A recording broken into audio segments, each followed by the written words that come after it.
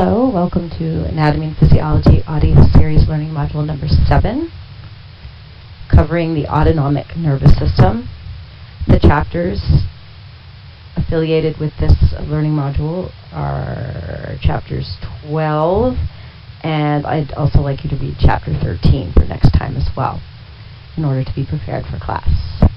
The information in this learning module is, as always, fair game for exams, and in addition you will have a short quiz over the material when you get to class next time we meet. Alright, so this is a wonderful diagram that gives you an overall understanding of the nervous system and how it's structured. So let's review that real quick. On the left, at the top, of course, is the nervous system in general. Okay, and then if you go to the left of the diagram, you'll see the central nervous system, and the central nervous system includes the brain and the spinal cord. Okay, so what's the function of the brain? It receives and processes information. We talked a lot about what the brain does in class. The other part of the central nervous system is the spinal cord.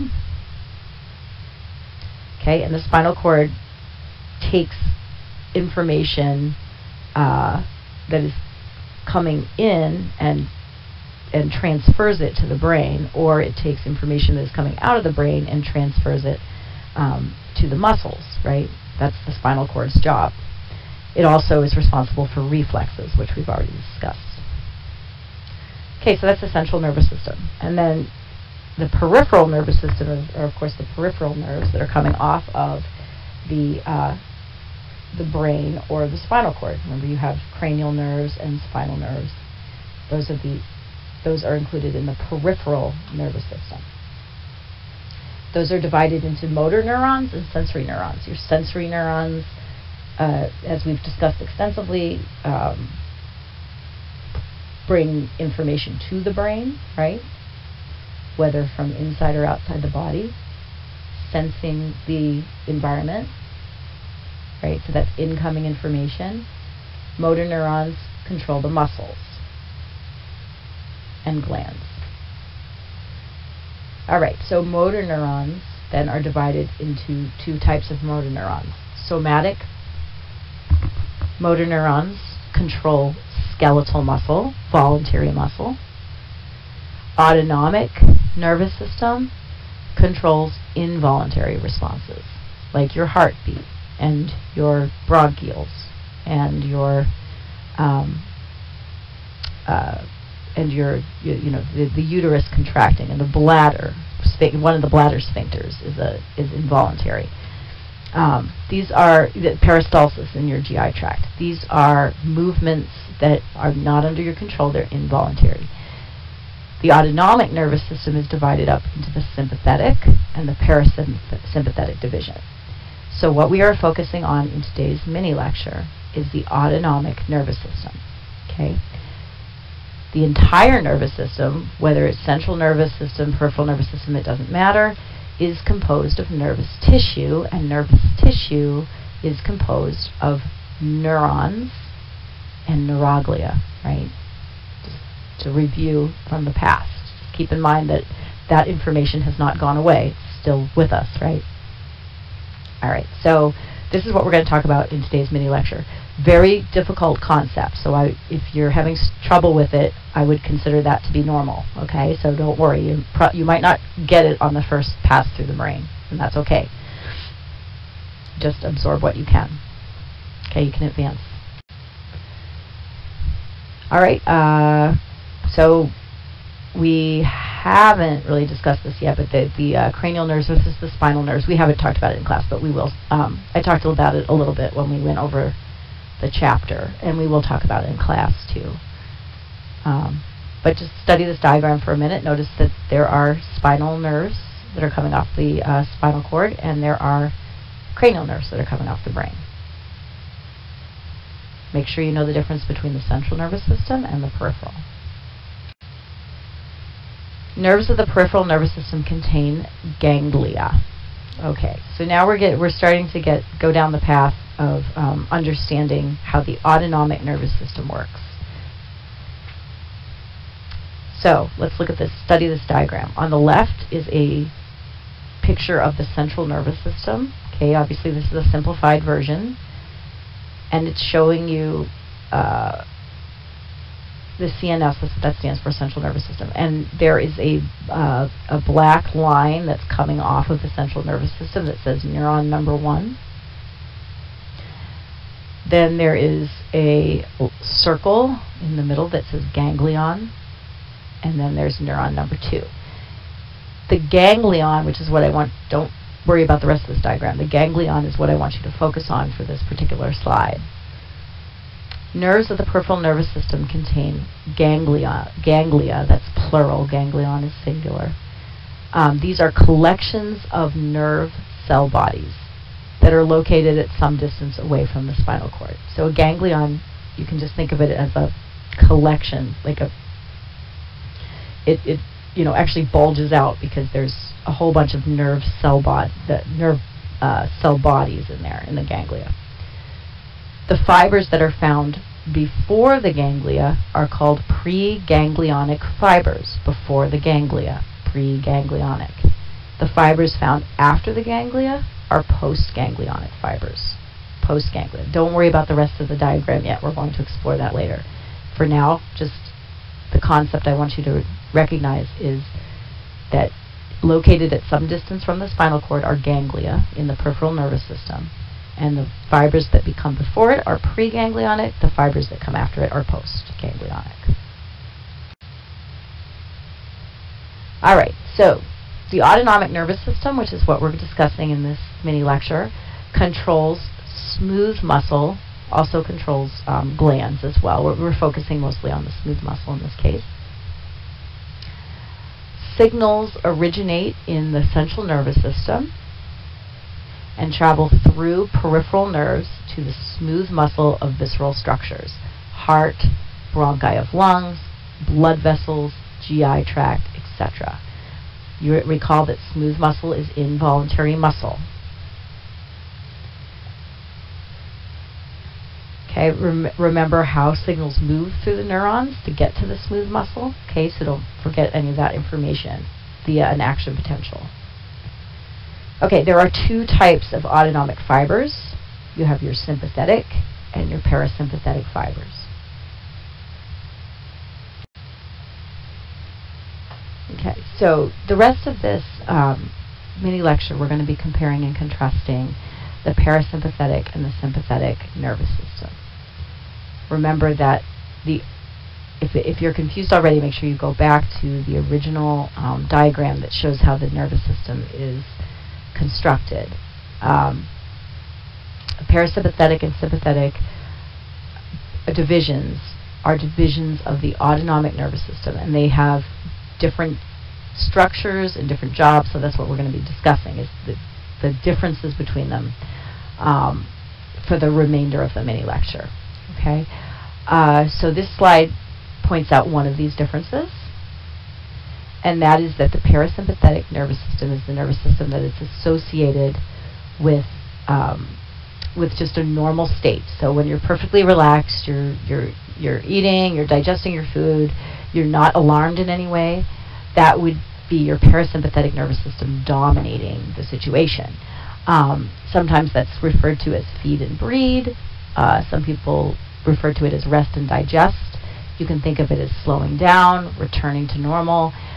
When your body is in that state, just a normal state, the parasympathetic nervous system is dominating. Okay? However, if you're sitting there and you're eating some ice cream and suddenly a bear comes along, as is showing in the diagram, right? Suddenly you're afraid. That is your sympathetic nervous system kicking in. It's the same system that kicks in when you're nervous about a test or nervous about a speech or something like that. That's your sympathetic nervous system.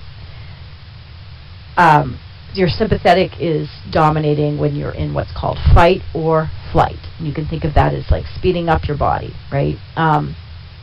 Taking resources away from digestion, for example, and putting it into your heartbeat, putting it into your lungs and those vital organs that you need to run away from the bear, right? Because you're scared. So what you need is your skeletal muscles to be working. You need your heart to be working really well. And so the resources in a sympathetic response are going towards your vital organs and your muscles, not so much towards your digestive system and your bladder and things like that, which aren't necessary for the immediate need of getting away from the bear. Okay, so parasympathetic is rest and digest, or feed and breed. Sympathetic is fight or flight, when you're afraid. So they will operate in different circumstances. However, look at the stars at the bottom. Organs are innervated by both parasympathetic and sympathetic fibers, and they work together to maintain homeostasis. It's not like the sympathetic nervous system is retired until you're afraid. Okay, it's still operating even when you're resting. It's just that the parasympathetic is dominant during that time. Okay, so that's the first difference. These are just some things associated with the fight or flight response. Heart rate increases. Your blood vessels constrict. This is why you turn pale when you are afraid. Your blood pressure increases. Your bronchial tubes dilate. This is to open up your lungs so you can get more oxygen so you can run. Your pupils dilate. This is so you can see what you're doing, take in more light. Your adrenal glands, which we'll talk about in the next class, secrete substances called epinephrine and norepinephrine, which we'll also talk about later. And of course, you start to sweat. This is also what happens to you when you're afraid, when you're anxious about something. Right? This is your fight or flight response. Feed and breed, your heart rate decreases, your blood pressure decreases, your digestive tract stimulates motility and secretion. So all of your digestive tract in particular is operating fully during the parasympathetic response. Okay, so first difference between the autonomic nervous system, between the parasympathetic and the sympathetic nervous divisions of the autonomic nervous system are, the first difference is that parasympathetic fibers are associated with rest and digest, sympathetic fibers are associated with fight or flight. The second difference is where the fibers themselves originate from the spinal column. If you look at the diagram to your right, the green fibers, the green lines that are coming off to the left are parasympathetic. Notice where they are arising from. They're arising from cranial nerves, certain cranial nerves, not all of them, and sacral nerves. And if you look at that's the left side of the diagram. If you look at the right side of the diagram, which is sympathetic, the fibers are found in nerves arising from the thoracolumbar division of the spinal cord. So you should recognize that thoracolumbar is a combination of the thoracic nerves, right, rising from the thoracic region of the spinal column, and lumbar, right, rising from the lumbar region. So if you look at the diagram, those are the red fibers, so you can see that they are coming off the middle of the spinal column. So the fibers themselves are located in different nerves, in different peripheral nerves. The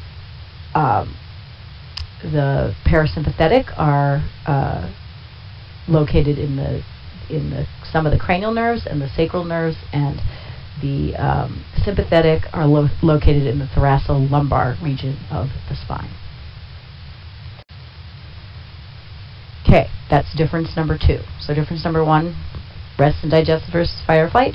Difference number 2, where they actually arise from the spinal column. Difference number 3, the location of the ganglia. So we talked about what ganglia are already. If those ganglia are located close to the spinal cord, those are called paravertebral ganglia. Okay, paravertebral ganglia, and that is in the sympathetic nervous system.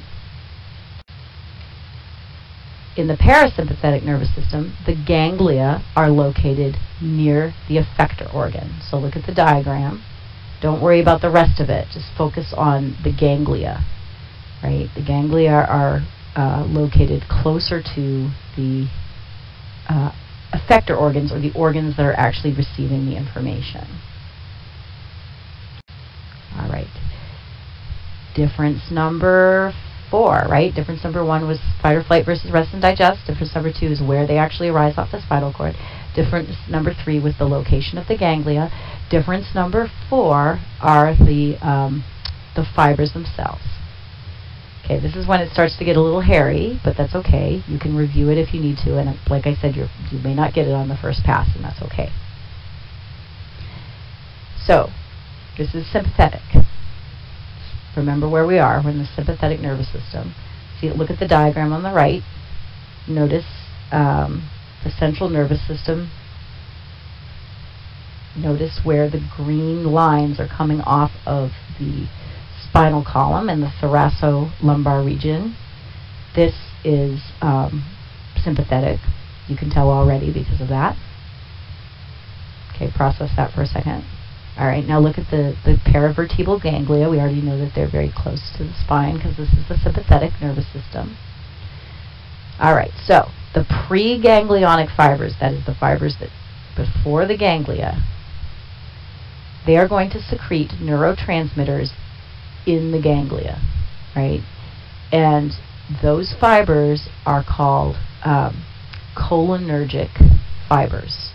Cholinergic because they secrete acetylcholine. So the preganglionic fibers in the sympathetic nervous system are cholinergic. That is, they secrete acetylcholine. The postganglionic fibers, that's the ones, the dotted red lines there, release the neurotransmitter norepinephrine. Okay, where do they release it? They release it at the smooth muscles in the effector organs. So in the case of the eye, it would be the pupils, the muscles of the pupil that dilate, the heart, the blood vessels, and other organs. Okay? So preganglionic, release acetylcholine. Postganglionic, release another neurotransmitter called norepinephrine.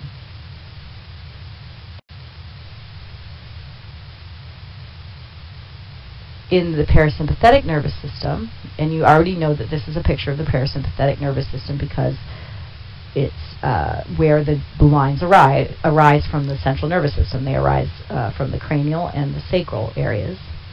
And notice that the ganglia are far away from the spinal column. So you already know this is parasympathetic based on those two things. Notice there are no red dotted lines. That's because there are no adrenergic fibers in the parasympathetic nervous system. All of the fibers are cholinergic. In other words, all of the fibers, as their neurotransmitter, secrete acetylcholine.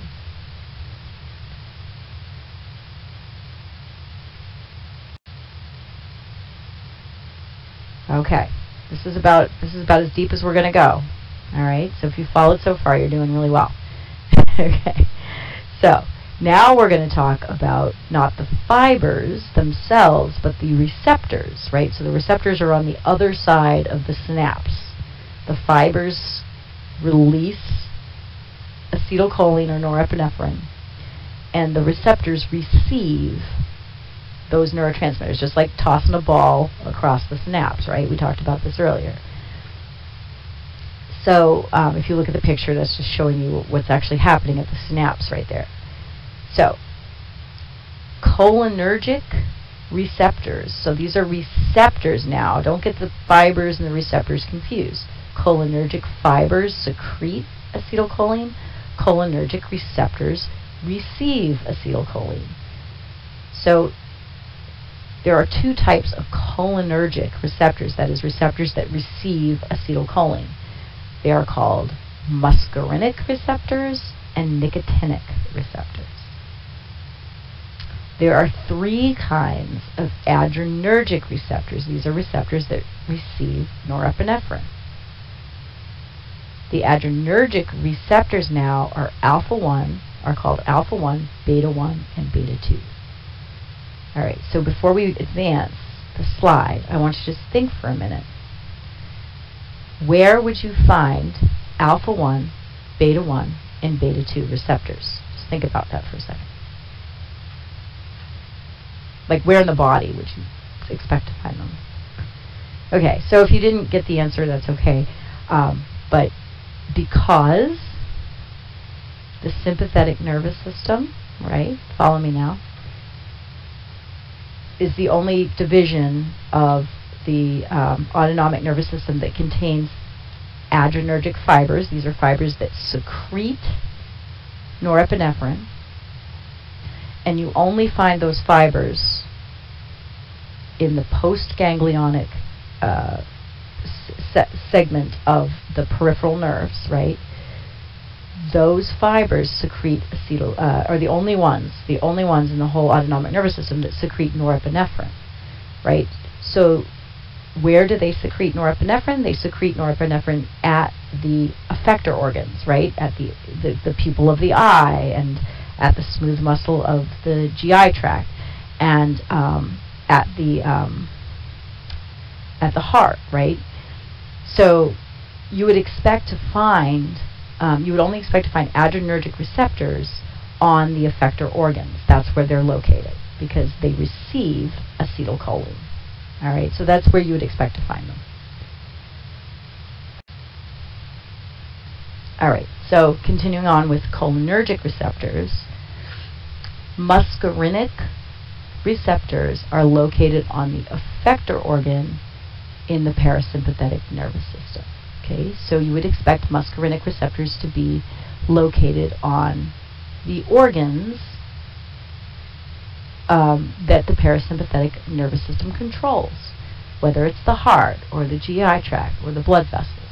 Okay, that's where you find the muscarinic receptors. They are receiving acetylcholine.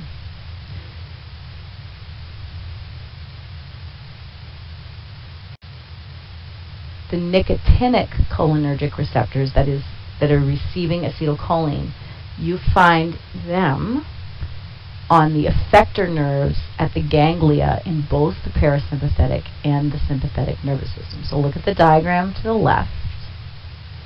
Okay, it's just a cartoon version of the central nervous system to the left.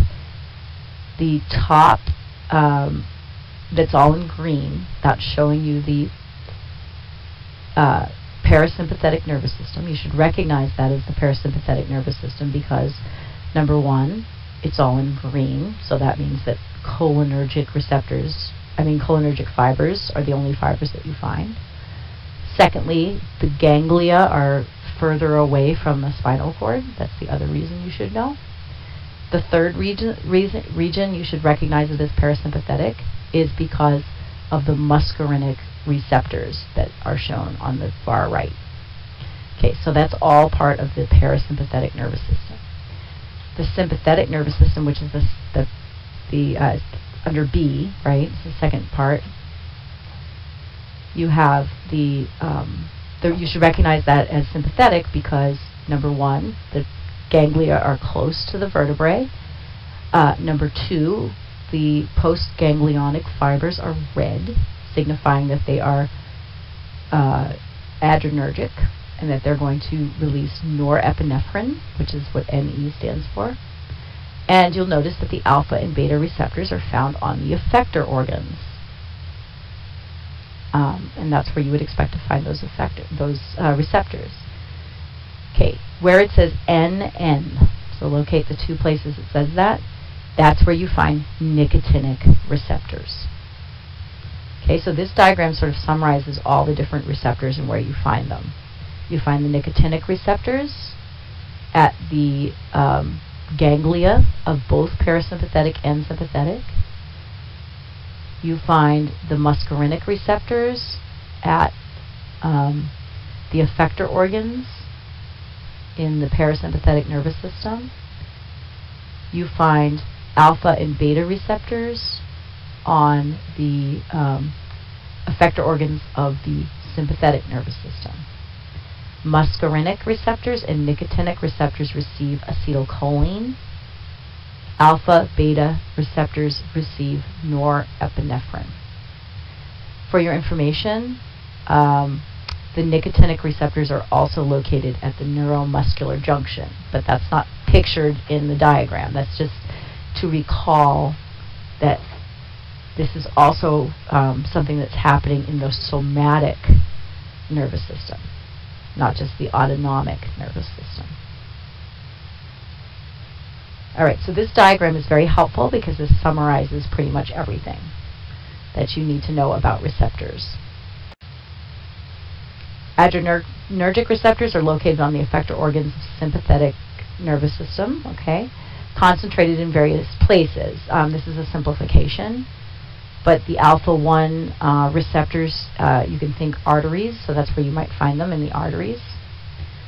And since it's sympathetic, you would be expecting them to be constricting, okay, to raise the blood pressure. So that's the effect that you would expect them to have. Beta-1 receptors think the heart, and you would expect, since this is sympathetic, you would expect that to cause an increase in heart rate.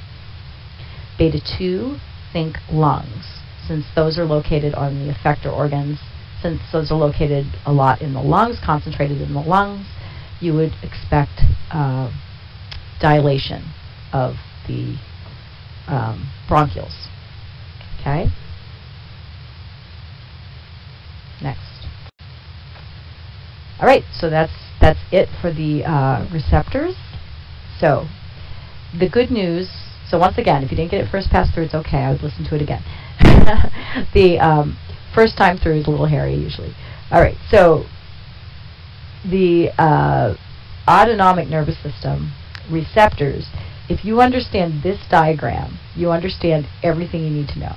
Okay, so I would just study this diagram, because everything else I talked about is pretty much leading up to this diagram. Well, not just this diagram, excuse me. This diagram and the next one. Okay, so this summarizes everything beautifully. All right, it shows you a lot of information. The top one is, of course, parasympathetic. The middle one there is sympathetic. The bottom one is the somatic. So this includes the somatic in this picture. Shows you where the receptors are, where the nicotinic receptors are located.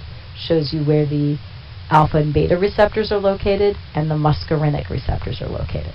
Muscarinic receptors are only located on the effector organs in the parasympathetic nervous system. Listen to all these big words and you know exactly what I mean, I hope.